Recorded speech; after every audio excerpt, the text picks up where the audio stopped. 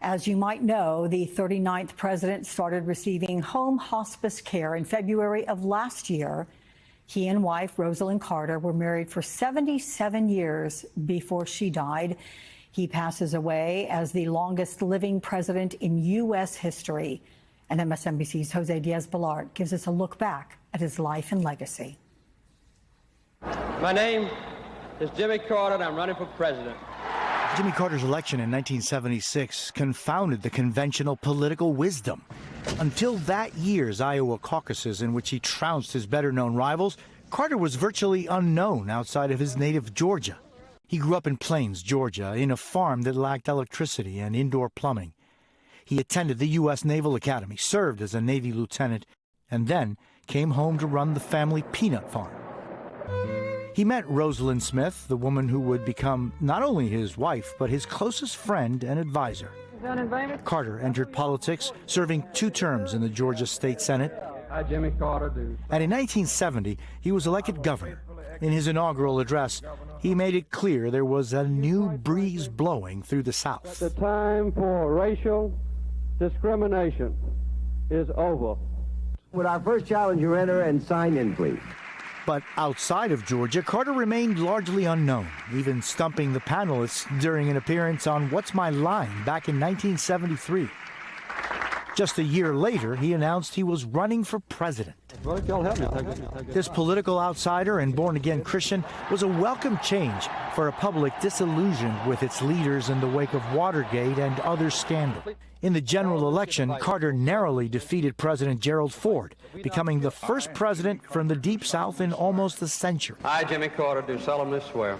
In the first sign this would be a down-to-earth presidency, Jimmy Carter walked the entire way from the Capitol to the White House during the inauguration. Austerity was in the air. There's no way that I or anyone else in the government can solve our energy problems if you are not willing to help. Once in the White House, however, Carter's lack of experience in Washington politics became a severe handicap.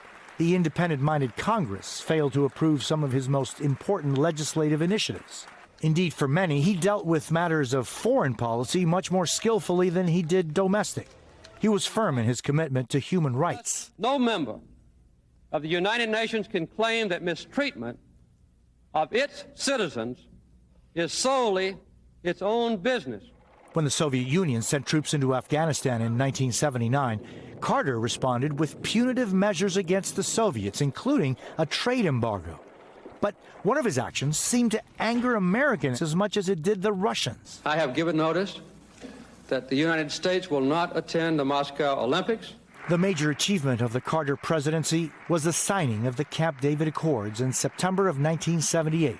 Carter brought Israeli Prime Minister Menachem Begin and Egyptian President Anwar el-Sadat together for 11 days. The Camp David Accord served as the basis for a treaty signed by Begin and Sadat 6 months later in Washington. Jimmy Carter faced his toughest test of all when Americans were taken hostage in Iran in November of 1979. This time, neither his resolve nor the power of the American government was effective enough in gaining freedom for these hostages. Carter's boldest effort met with tragedy in the Iranian desert. Late yesterday, I canceled a carefully planned operation which was underway in Iran for a later withdrawal of American hostages. By making the release of the hostages the overriding goal of his final year, Carter jeopardized his prospects for re-election. Things were hardly better at home as the economy continued to deteriorate. The erosion of our confidence in the future. Carter's popularity plummeted. He blamed the country's problems on a crisis of confidence. His weakness brought a challenge from Senator Ted Kennedy for the Democratic nomination in 1980. Carter survived the battle, but he went into the fall campaign greatly weakened. I'll bring new hope to America.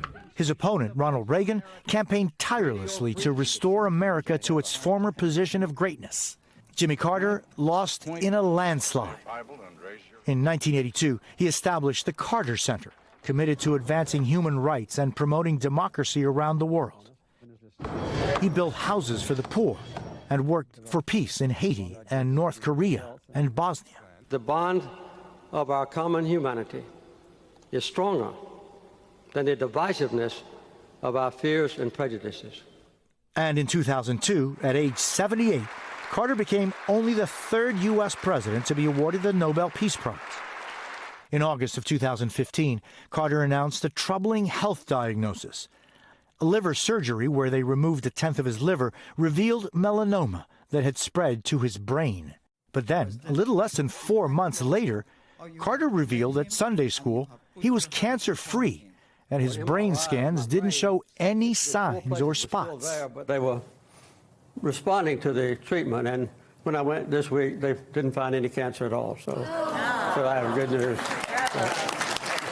Over the years, despite various health challenges as he aged, Jimmy Carter continued to build houses, to play a role in national politics, and to celebrate new milestones. Salute. In 2021, Jimmy and Rosalind marked their 75th wedding anniversary. 75 years, I can't believe.